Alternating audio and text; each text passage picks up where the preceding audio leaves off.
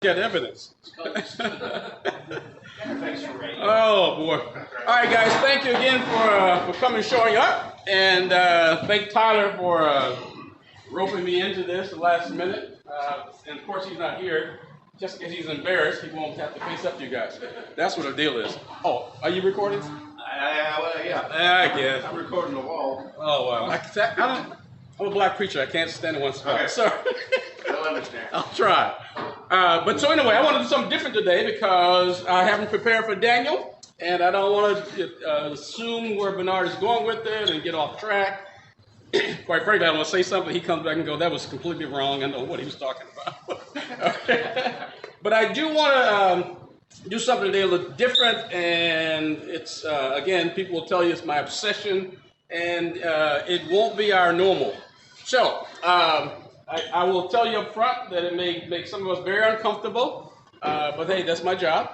So I say buckle up, Papa.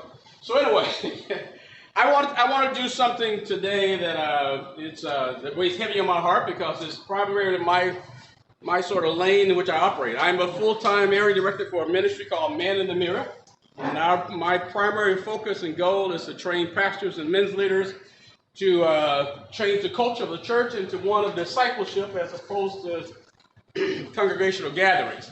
And part of that includes me training men and men's leaders, helping to develop their men's leadership, and then helping them change their mind about what it is we're called to do.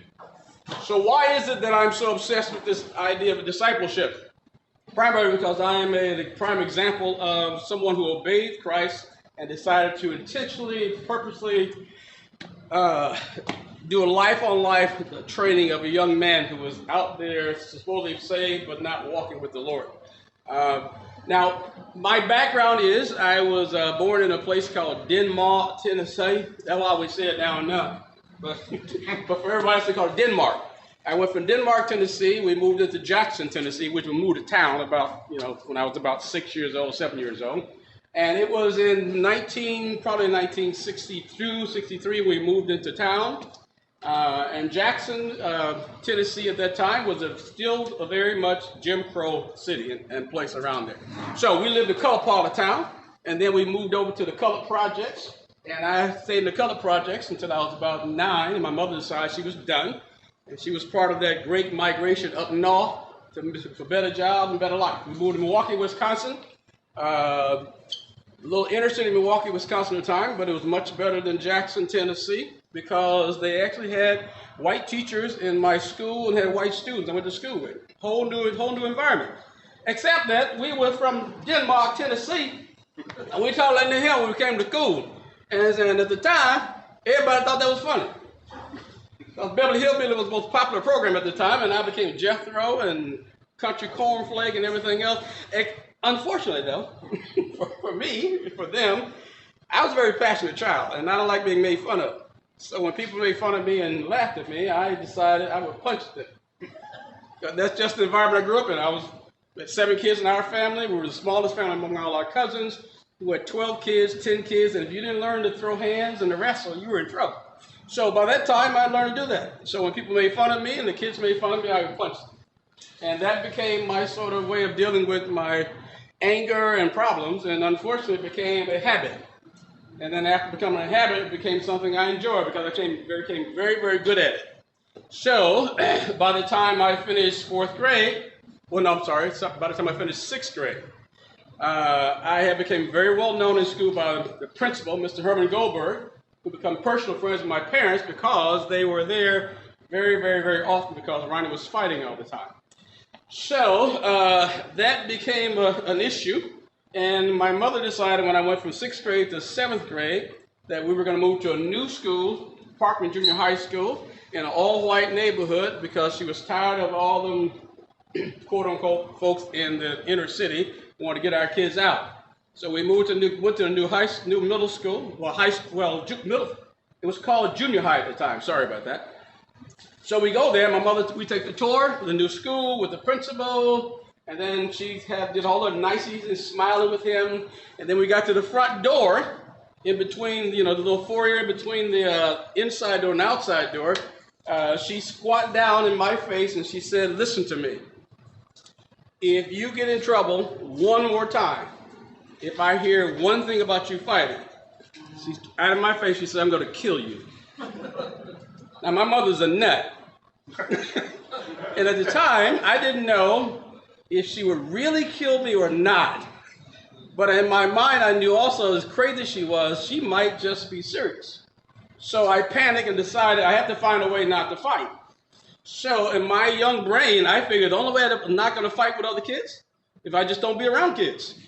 So I decided, well, any free time I have, I'll find a way to hide out so I won't be around the kids. So at lunchtime, I go eat lunch, and then after lunch is over and they dismiss us, I sneak around and hide in the hallways in the school, just until lunch was over with. That's how afraid I was. Anyway, one day, I went past my science teacher's room, Mrs. Stewicki, who happened to see me, and he caught me and had me come into this room. And I'm panicking about now he's going to tell my mother, and I'm going to be in deep trouble. Well, Mrs. Stewicki got me in this room, and we started talking, and I found out this guy was pretty cool. He was actually listening to me. And he said, hey, instead of you getting in trouble, just come to the class every day after lunch. You come sit in the classroom until lunch is over with. Cool, that's a good idea. So he let me come in his classroom every day and talk to him, play with the Bunsen burners and all kinds of stuff. And he became this guy who I thought at the time was the greatest teacher ever. And for the rest of the year. And so one of the things that he did was make me very comfortable in expressing myself. So he asked me one day what my ideas was. I said I thought I wanted to get out of school, leave school, because I thought school was stupid. Why sit there and listen to a bunch of white people talk all day? What's the point of it? And he said, well, you're right. It's a good idea. And I'm thinking, this is the coolest guy ever. He agreed with me. So he said, listen, if you're going to get out of school, and you should, you got to have a plan. You can't just leave. You got to have a plan. And he said, well, let me sit down and we'll work out a plan. I'm going, good. Right? So he put a plan together. And the plan was this. You graduate early, but you graduate, that way you got something you leave. But you don't have to worry about sitting in school anymore. I'm going, okay. So me, naive as I was, and having this great guy who's now my friend put this plan together, I'm committed to the plan. And the plan was to take extra credit in the classes I like, and maybe one or two classes I didn't like. That would balance out this thing at school, right? So this guy had me taking extra credit during school. I went to summer school, and one summer, believe it or not, I went to summer school during the day, and I went to summer school at night because they had this experimental thing they did one summer. And it's at Boys Tech. All the stuff I liked.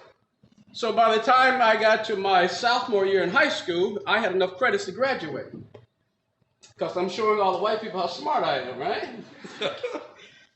Only problem is Wisconsin has a law. You can't graduate before you're 17 years old. I wasn't old enough. So they said, sorry, you can't graduate. But, so your last semester, you got to take classes. I took one math class. I took art. I took auto mechanics. I was an audiovisual aide. I had 2 study halls. I had swimming, gym. That was my last semester in high school. Basically doing nothing. But I graduated early. I graduated at 17 with my older brother and his friends. And just before I graduated, probably about February, somewhere in there, I was at the bus stop because I've been bused out to all-white high school, Custer High School. I get to the bus stop, and just going at the bus stop, I decided to go to a bakery down the street to get something to eat. Well, on my walk a half block to the bakery, I passed this office with an amazing picture of a guy. Tall, standing like this right here with the white gloves, sword, white hat, and a Nehru jacket. And in the 70s, Nehru jackets were the bomb, right? So it got my attention. And I look at it and says, Marines, looking for a few good men, come see the world. I'm going, let me go talk to him. Why? Because I want to get the heck out of the ghetto. I'm sick of it. I want to get away from home. So I go inside and I talk to this Marine recruiter. And he tells me all this great stuff, right?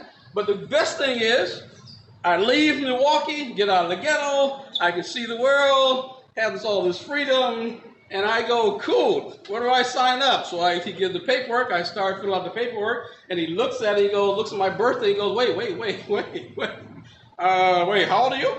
And I told him, he goes, no, you got to be at least 17. And he looks at my birthday and going, well, it's a couple months. Well, here's the deal. You could be 17, but your parents have to sign for you. I go, what? Yeah. But tell you what, I'll give you a ride home. We'll go talk to your mom and your dad. And it was one of the few times my dad was at home. So he gives me a ride in his nice, shiny car. We go to my parents, back to my house. And my dad's there for once, and my mom's there together. So he had this great conversation with them. And my dad said, Longman boy, finish high school. He got to finish high school. He can't be. The guy says, okay, we got a great plan. It's a 180-day delay program. He can sign up today. If you sign the paper, 180 days from now, he'll go to boot camp. And what was 100 days after I signed up? June 15th. So my dad said, well, if he finished high school, I'll sign the papers. So the guy assured him again, showed him the new program, and he signed the papers. So my birthday was March 23rd, 1973. All right. I turned 17. They activated my paperwork. Got me all ready for boot camp. And June 14th, I graduated from Custer High School. And on June 15th, I was standing in San Diego, California, on some gold footprints with some idiot yelling and screaming at me, some white man right in my face, and I'm trying to figure out what the heck am I doing here. But hey, I was out of the ghetto, though. I'm good. So getting the Marine Corps, unfortunately, for me, the Marine Corps at the time, that was 1973, just at the end of Vietnam. Oh, as a sidelight, Vietnam ended April 30th, right after I got, signed my papers. Not that it's connection at all, but, I'm just saying. But anyway, so it was a very different time. Those of you old enough to remember the 70s, it was a whole radical movement going on, the Black Power movement, in which I was very much a part of as a young kid in inner city Milwaukee. I was part of the Panther Youth when we were little kids in elementary and middle school. And I was very much bought into the idea that America was a racist country, and we were being oppressed by the white man, and we were waiting for the revolution to come where the Asiatic black man would overtake his white oppressor and make everything right. So I got in the Marine Corps, and the Marine Corps said, I don't care what you do out there. We don't play that here. But we didn't care. We had all the brothers. You walk around the base and shoot each other your sign every time you see somebody black. And the white boys stayed on their side of the base, and their activity, we stayed in ours. And unfortunately, first time ever, I had a white guy call me a nigger to my face. I said I wasn't accustomed to that at home. At home, they would drive by in a car and they shout out, "Hey, nigger!" Right? And the minute he called me that, I punched him. And I punched him again. And then next thing you know, we had a big brawling fight. And then finally the Marine Corps says, well, we're going to bring you before a court-martial, and we're going to take care of that. So they court-martialed me and gave me some instructions about you can't be punching, fighting your fellow Marines.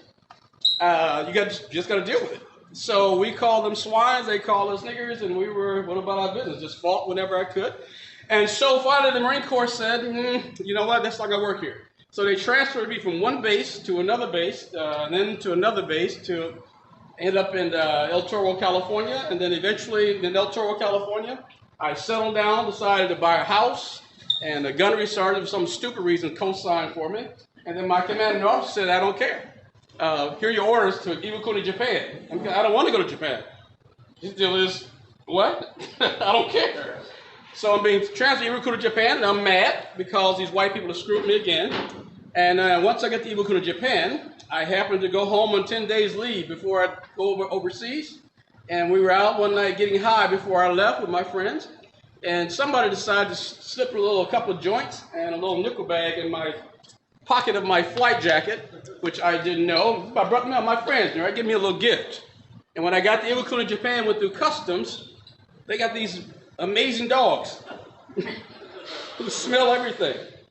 And so I'm standing there in line in the room waiting with all these other Marines, and they call you out 10 at a time. And next thing I know, me and my friends are laughing and talking, and it finally occurs to me that, wait a minute, they've gone past the G's. Why are we still standing here? And eventually they come in, there's like 5 of us left, and they come in, they said, Greer. All right, and I walk out, his MP comes over, he goes, come over to the table here. I go over to the table, and there's a big dog there, and a guy there, and a Marine here. and my luggage on the table. He says, "Is that yours?" I said, "Yes." "You sure?" "Of course it's my luggage. Why?" "It's Samsonite and it's gold. So it's very unique." So I'm standing there, and just as he opened the suitcase, I see my green flight jacket on the top. Well, I left the flight jacket for my brother, my younger brother at home, as a gift to him. My mother, however, being the great mom she is, I stayed out till 2 or 3 o'clock in the morning. She decided to pack my clothes for me, so I wouldn't miss my flight. She packed the jacket. And the minute I saw the jacket, I thought, crap. Because I had left the gift for my brother, right? Unfortunately, Mom packed it. The dog smelled it. He opened it up, and I said, "It's my jacket." And as soon as I said yes, these 2 Japanese detectives, nice black pin suits, walk in, and they said, "Go with them." They took me down off the base, down in town, and they questioned me for about 2 hours. And then they said, "Hey, we'll take you back to the base, but, hey, don't go anywhere." So for the next 3 months, they came and got me randomly. Every now and then, they would take me back, and they would question me. And then finally one day, I'm working in the squadron maintenance shop, and out of the blue, they called my name, and next thing you know, there's these 2 Japanese detectives standing at the door, and they said, "Come with us." And they came with, I went out the door, the 2 Japanese detectives, but there's also a Marine, 2 Marine MPs with a truck. So they took me, put me in the car, go back to the barracks, the Marines pack all my stuff up, throw my duffel bag and all my stuff in the back of the truck, and they said, "You go with those guys, and we'll see you later." So I go, and the guy, just like you're to leave the barracks, he says, "Put on your uniform, your dress uniform." I'm going, "Why?" "Put your uniform on." So I put it on, they took me down to court, and I walk in, and there's a Japanese judge, a Japanese prosecutor, and then I got my attorney sitting at the table, right? Except to find out he's not my attorney. He's there from the Judge Advocate General's office, an observer. And I go, "Well, where's my lawyer?" The guy goes, "I don't know anything about that." So the prosecutor starts to tell the judge all the things they've been talking about and all the things I've done. And then the judge says, "Well, in a job in Japan, you have drugs. And your sentence, you're 9 years in Japanese prison." He said, Americans, they don't last long. And the prosecutor goes on talking. They spoke in Japanese. And I'm sitting talking to the so-called attorney. The guy goes, "I'm just here taking notes," right? So all of a sudden, out of the clear blue, the judge says, "Stand up." And I stand up. I'm waiting for the sentence. And he says, "Where are you from?" And I told him, "Milwaukee, Wisconsin." "You got mother? You got father?" "Yes, sir." "Your mother, your father, they proud of you?" I go, "No, sir." You do drugs?" I said, "No." And I explained again where I got the drugs from. And he stopped for a minute. He says, "In Japan, you don't do drugs. You go to prison. American, you don't last long in the prison here. Your mother, your father, they proud?" I said, "No, sir." And he looks down. He says, "Okay, you go. You leave Japan. You never come back to our country."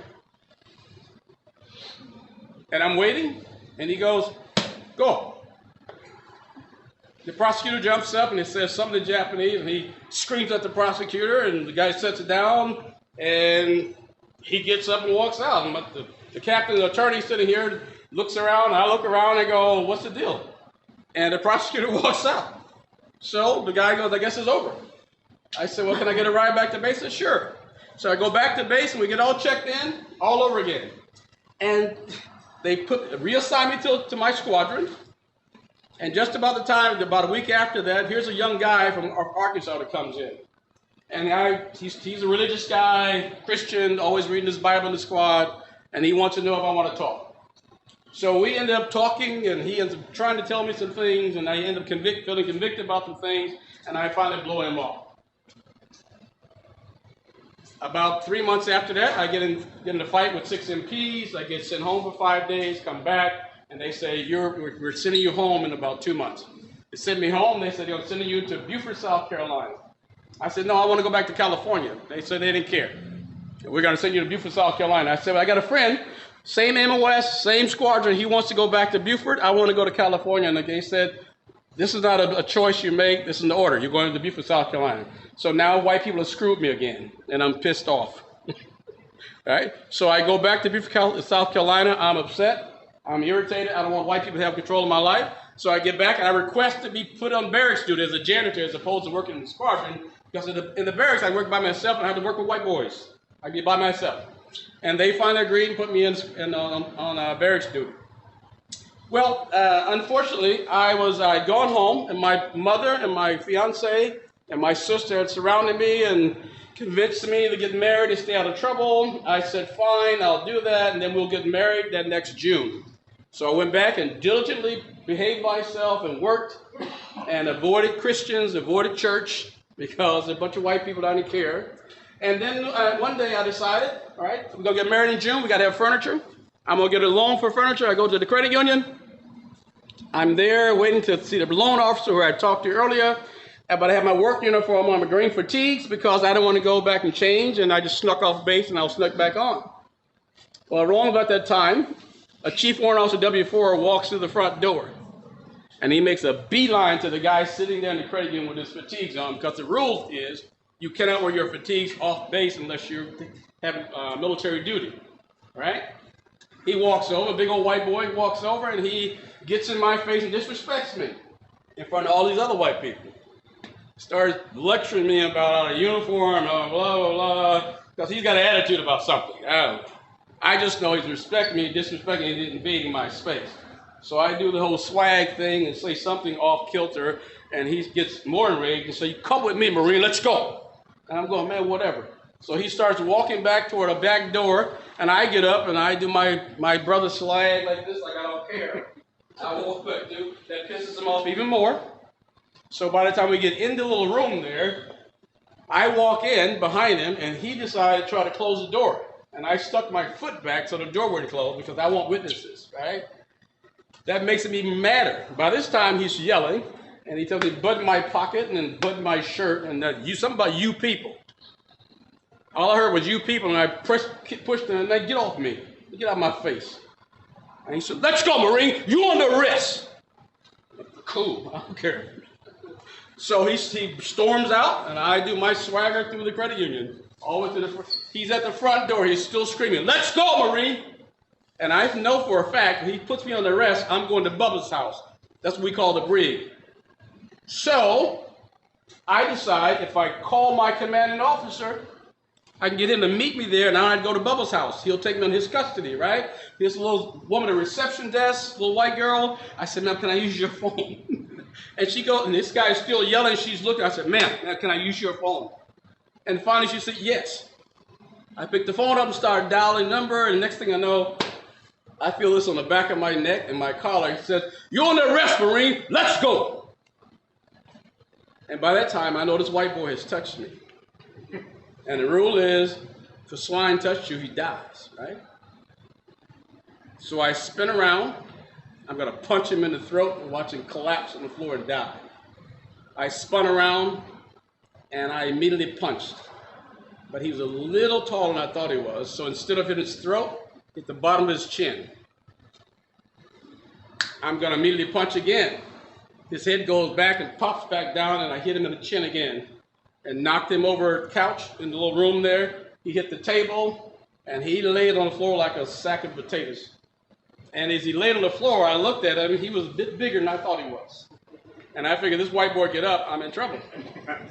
So after he laid there, I turned and started walking toward the front door. But I got to be cool, right? I can't act like I'm scared, so I ain't running. So I do my swagger to the front door. And I get to the front door. Somebody in the midst of that chaos had hit a silent alarm behind the counter, one of the tellers. I get to the door, and there are red lights on the highway outside. And a minute later, there's a couple more red lights. And I figure, a bunch of white boys with guns, I'm going to stay inside. So I sat down on the little chair next to the door, because I know they can't come in. It's a military credit union. So about 5 minutes later, here comes CID and the military police. They came in, and they handcuffed me and put me in a Jeep, took me to Bubba's house. You're under arrest. So I was under arrest and charged with assault, attempted murder first, on a commissioned officer, disobeying an order, being AWOL, resisting arrest, all kinds of stuff. And that began my ordeal. They gave me a general court-martial. It lasted 5 days. It worked in military worldwide news. PFC, attempted murder on a chief warrant officer, W4. I got an attorney. The attorney did his magic, and they reduced the charge from attempted murder to assault on a commissioned officer. Amazing attorney. We go to court, and I finally figure out my attorney has no clue about what's going on. Why? Because he's a reserve officer that had just become a full-time Marine. He had no experience. And I said, oh, these white boys trying to screw me again. So I'm not going to participate. I'm not going to do anything. So I sat there in the court for 5 days and didn't say a word. Well, I did say a word one time. When the judge said, you can give this man no more than 36 years and 9 months, I lost it. And these two big Marine trees came and sat me back down, and I decided I should be quiet for the rest of the time. But my attorney was great. He jumped up, object, talked about the technicalities, and the judge said, you're correct.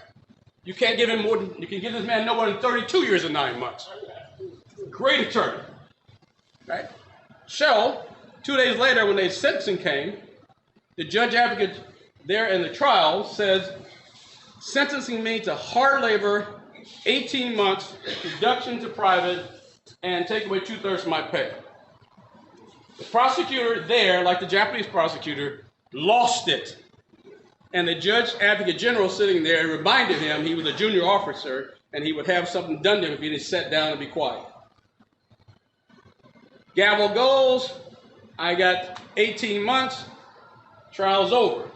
Except I'm enraged because these white boys are now going to lock me up and have control of my life. So I leave in handcuffs and shackles into a van. They take me to Paris Island in the brig, where I stayed there one night. The next day, my lawyer came over. He said, I'm coming back tomorrow morning. Here's a dress uniform. Be dressed tomorrow morning when I come get you. I said, why? We got to go back to court. For what? He said, some kind of hearing over something.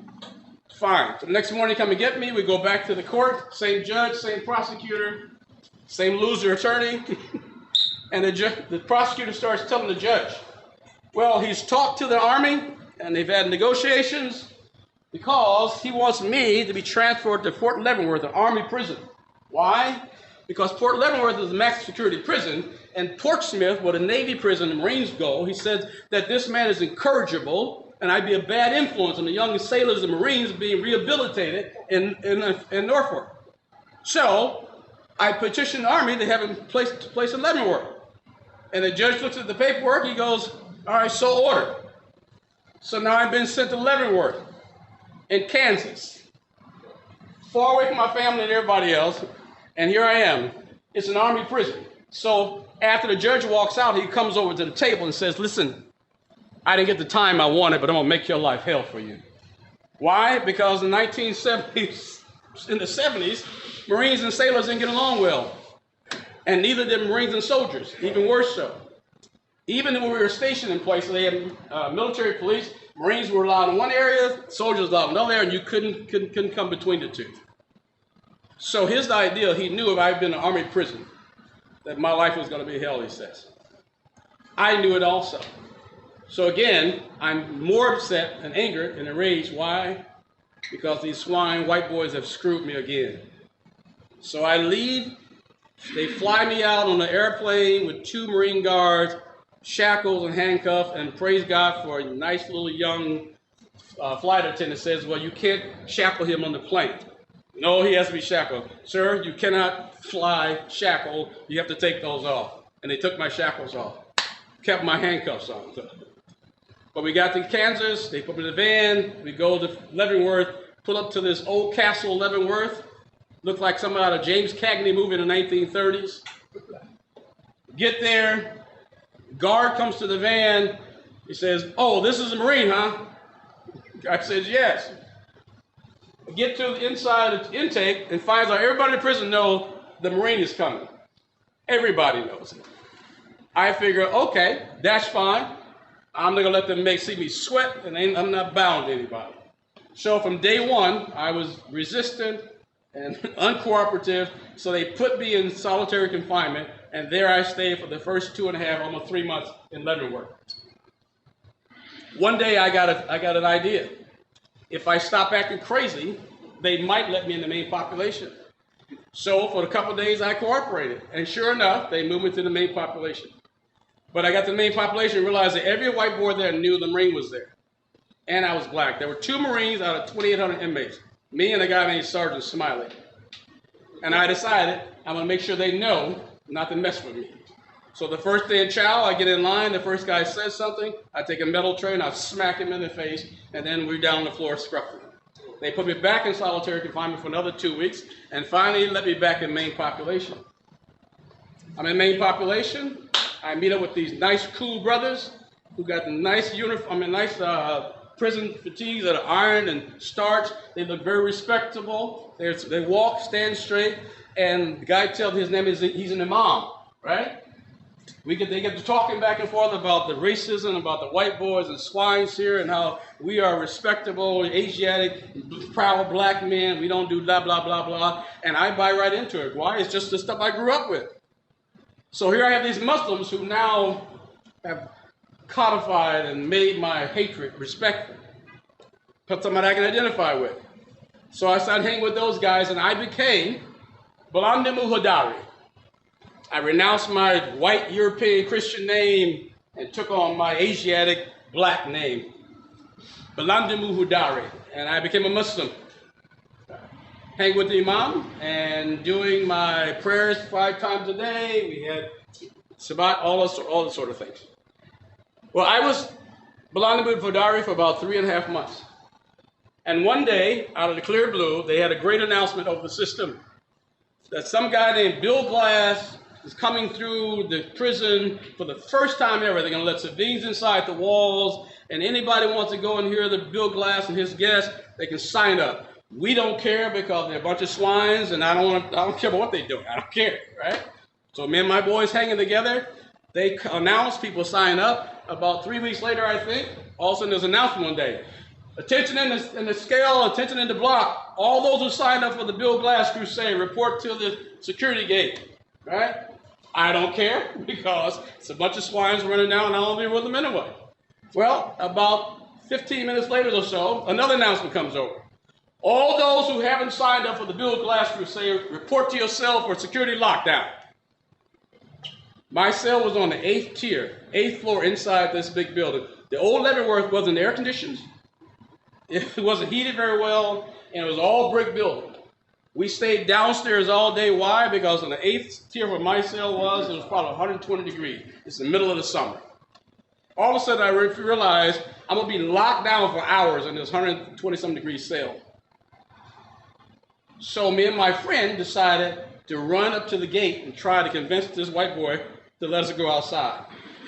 Somehow, miraculously, I don't know how, he asked us, we weren't signed up. He was frustrated, looked at me, he said, fine, go. And we went out.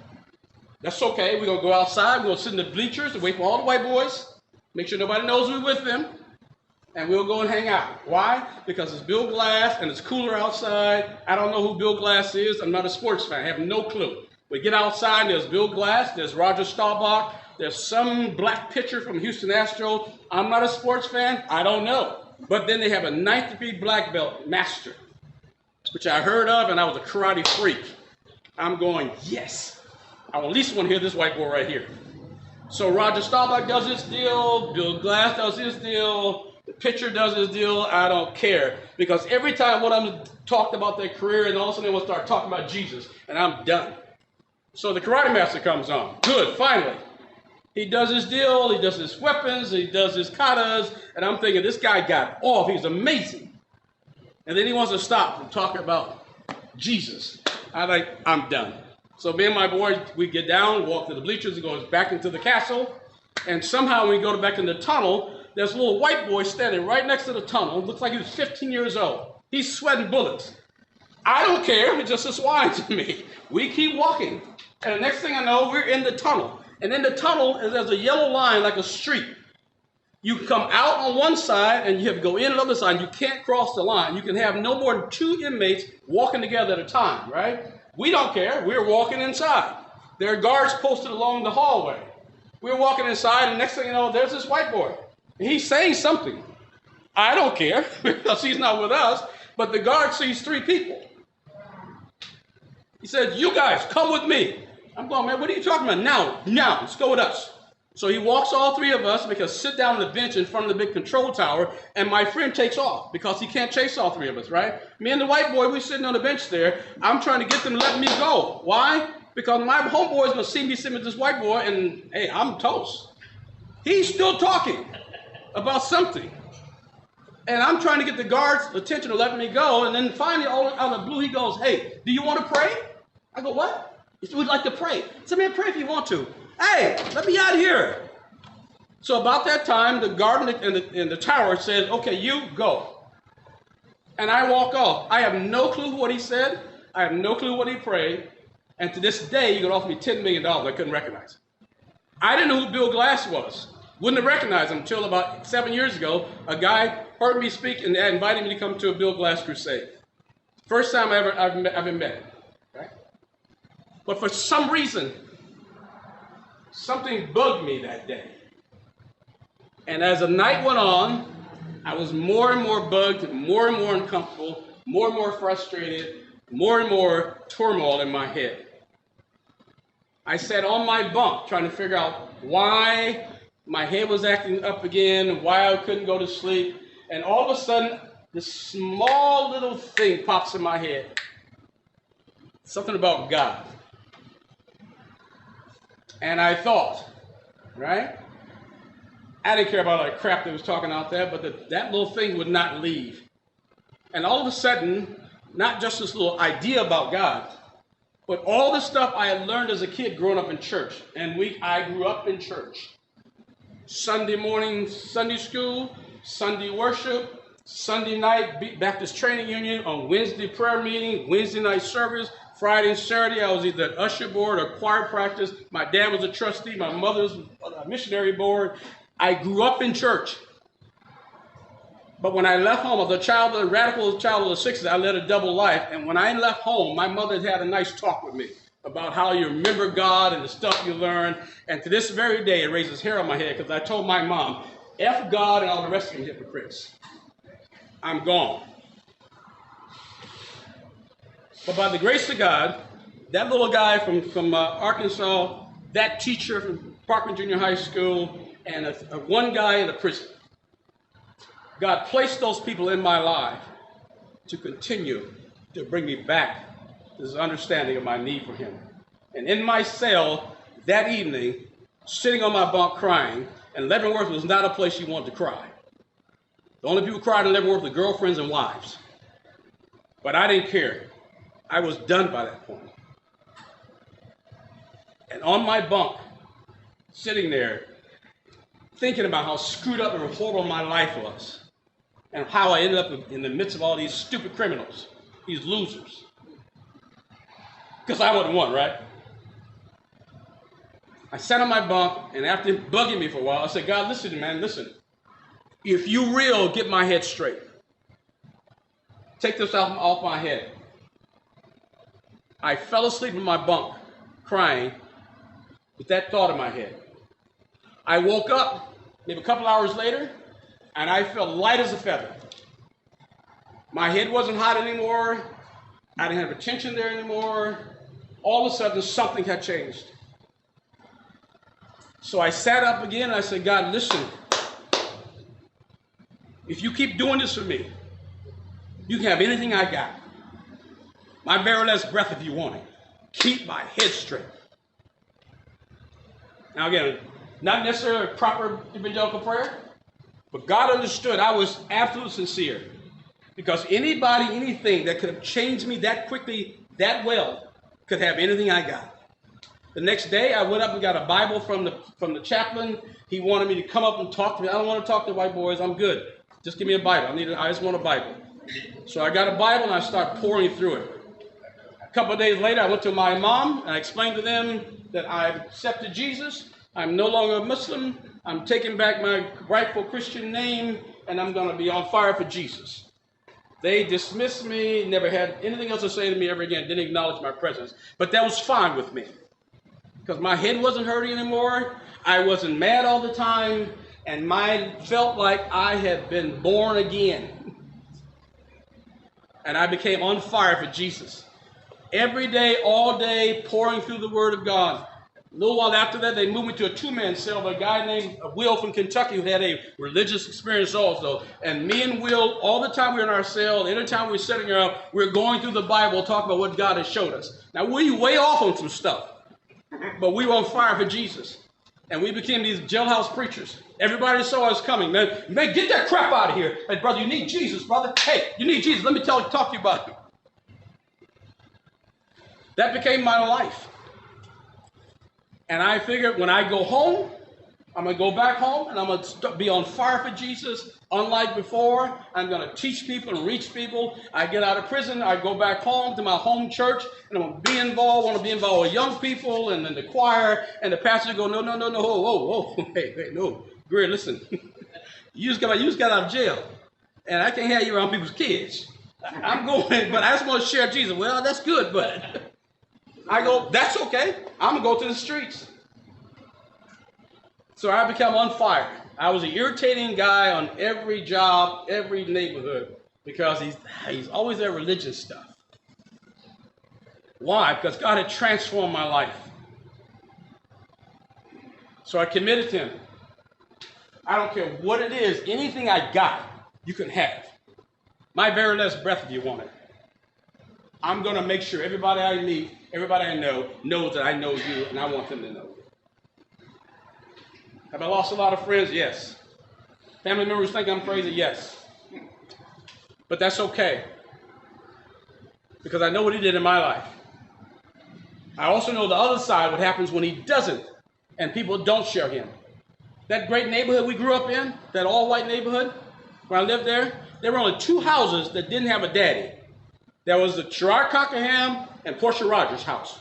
Two houses in a square block area on both sides, right? Two houses you were not allowed to play at. Why? Because they ain't got no daddies. They can come to your house, but you can't play there. I better not catch you at the Rogers house. That was the rule. Everybody around the neighborhood knew that rule. That was 1973 when I left high school. 1979 when I got married, there were 3 fathers left in that entire area. My dad, Michael Bird, and Mr. Johnson. Why? Because the church behind us, the church down the street and the church 2 blocks away, stopped sharing the gospel. Stopped impacting the neighborhood. And it deteriorated. And every father, except those 3 guys, left. And Michael Bird eventually, after I got married, left his wife also. Right now, you can Google 53206. It's a zip code in Milwaukee, Wisconsin. Every single year, the gun homicide rate in the United States, the highest in the United States, is in 53206. The highest incarceration rate of men is in 53206. Anywhere in the entire country, maybe the world. The highest out-of-wedlock pregnancy rate between women 15 to 25 is in 53206. For 15 years, had the highest pregnancy rate, out-of-wedlock pregnancy rate in the world. And that took place in a matter of about 10 years when the church withdrew. To this very day, it is one of the worst places in the entire country. And one of the highest rates of fatherlessness in the entire country. But the one other thing about that place, there's a church almost every 3 blocks in either direction. But nobody knows if you don't go past there. Why? Because the people of God stopped sharing the gospel, stopped discipling young men, stopped discipling their kids. And it deteriorated and destroyed that entire area. My family, who still lives there, the ones who didn't get out, we couldn't convince to leave.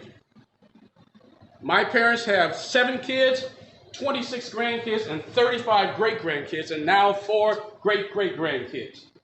In our entire family, my wife and I, and my brother in Nashville, and my nephew also in Nashville, are the only ones in the entire family married.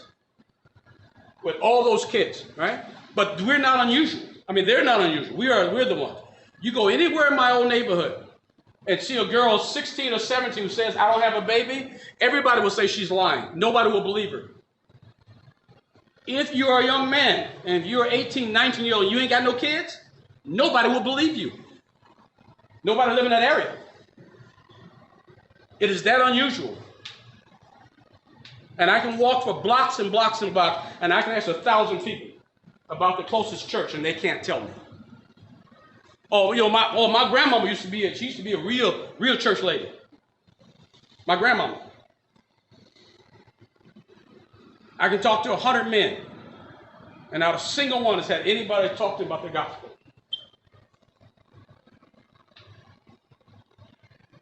But not only in the city of Milwaukee. I travel around the country every year. And I'm telling you, what's happening in Milwaukee in all those years is now happening any and every place you go. I can talk to 100 men and ask, how many of you are actually sharing the gospel, discipling a young man or discipling an older guy, another Christian? And I can tell you 99% of us are not impacting another person for the gospel. How do I know that's true? Because our culture is continually eroding and going into the dumps. Why? Because our commander gave us a commission to go forth and make disciples. That is, we are to personally do life on life, intentional discipleship, training someone else to make a follower of Jesus Christ, teaching them all these, taught them, and how then to go and teach other men. 2 Timothy 2:2. Timothy, men, you've heard all the things I've taught. You've saw all the witnesses. Now you go and teach faithful men who might be important to faithful men, who might be important to others. That's a command. Matthew 28. We all know the commission. We all know the command. But yet, somehow our commander gives us an order, but we don't do it. And the world is suffering because we are not doing it. From the Old Testament, Psalms 98, and what's another wrote down? Psalms 96. Tell the world of God's goodness. Talk to them about the things he has done.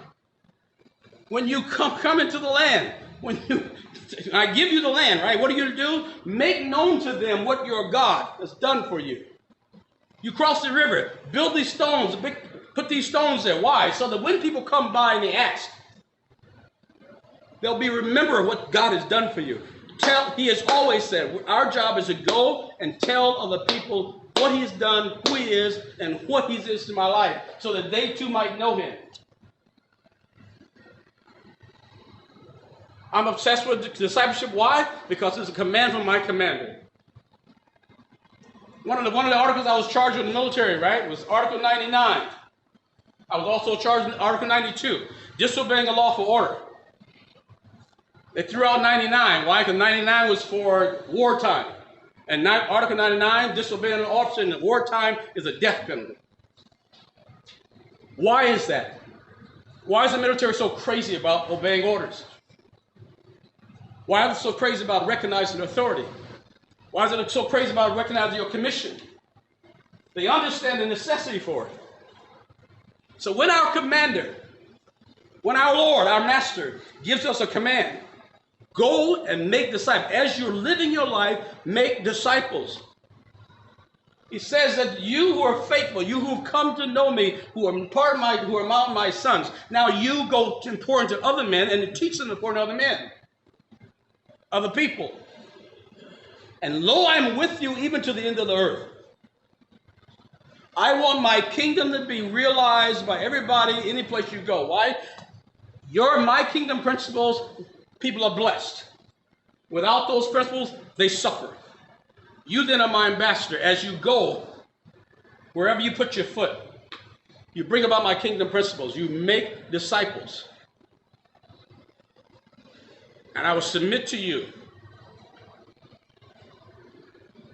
that the devolution of culture in America, the destruction of our society, the chaos that we see is a result not of people not doing the right thing. It is a result of God's people not doing what God's called them to do. He will establish his kingdom with his people. Exemplify him.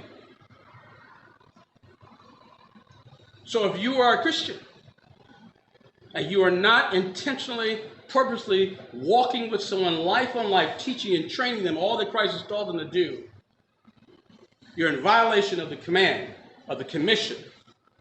You're disobeying an order. So my challenge to you today is don't watch another Ron Greer, another 53206, not another young man or young woman experience the ravages of Satan's destruction and attacks because they do not understand and are not protected by the Spirit of God living inside of them. Share the gospel with someone. Intentionally find someone to share the gospel and then walk through them. Walk with them through this process. I would meet with a number of young men. One young man in particular, amazing name, Ronnie. We had a family gathering, a Christmas gathering, my mom's last Christmas there, and all of a sudden he's in the same environment in a corner by himself on Christmas. I see him trying to think of why the guy there is on Christmas. I think, well, he's single. And in the middle of us having our gathering, I'm talking to my nephews and playing pool with them, and out of clear blue, this guy comes up to me and goes, "Hey, I'm sorry, but I saw you with your sons over here, and I was just wondering something, man. I never had a man to teach me how to be a man. Can I talk to you sometime?" That was 3.5 years ago. Ron and I are still talking. Why? Because he needs to understand what it is to be a godly man. So we meet and we talk, and he learns. And the same with John, and the same with Sai.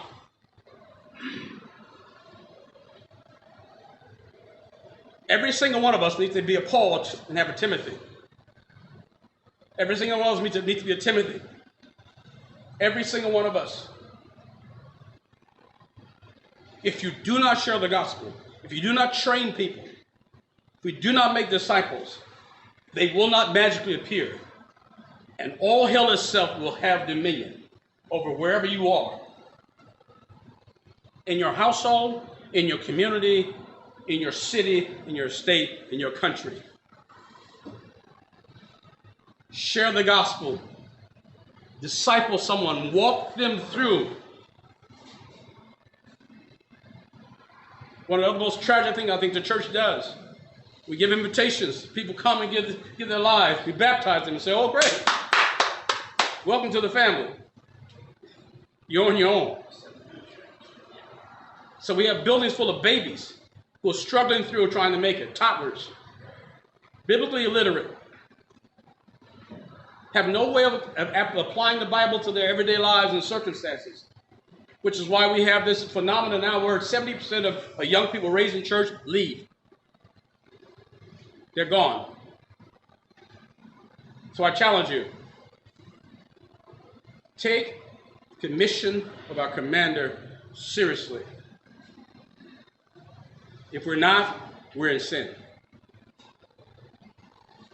Amen? One last thing. Sorry to get the rest of the notes. Sorry about that. If you're convicted by that, and you're saying to yourself, "Well, I have no clue how to do that." Our ministry, we just started specifically a thing called 10,000 Spiritual Fathers. Where we bring men together, train them, give them a number of months to work through with other guys at their triad, we call it, working through this process of learning, and then identifying a young man and actually walking through it. And we give you material in your hand to actually literally sit down and walk through that for 12 months. And at the end of the 12 months, you've now assigned that young man to walk through someone else. With 10,000 Spiritual Fathers, we have resources. If you're convicted by that and want to do that, I'll be more than happy to put something together, and we can have an orientation. It takes 4 hours. Get your books, and then meet with your triad. And once you get ready, identify the young man and start the process. Brothers, that is the only way we're ever going to recover this. There's no plan B. Yes, sir. Sorry. I just want to say one prayer that I know God will answer. We all ask, and God will send the young man. Yeah. Say it again. It starts with prayer. That we would, when I was locked up all those years, I spent 7 hours a day discipling, one-on-one. Yes. Walked the guy to the gate because I had a long sense there. Right. And I said, "Well, God, God give me somebody else. Yes. And one time, he gave me a nice, cushy job, made me clean out trash cans. Because I prayed I could speak to this young man. Well, he was working right next to me. But that's a prayer. Yes. But it starts with our heart. Yes. Do we even care? And that's the question. And so I think it comes down to Romans 6, or Matthew 6:33, seek first in his kingdom and its righteousness and all these things. When we do that, he's going to take care of everything else. Mm-hmm. And then we watch what happens after that prayer. Yes. Anybody else? Anybody else? All right. Somebody want to pray us out? Well, thank you guys again, and maybe I'll do this again some other time. But anyway. Well, thank you. Yeah, you go.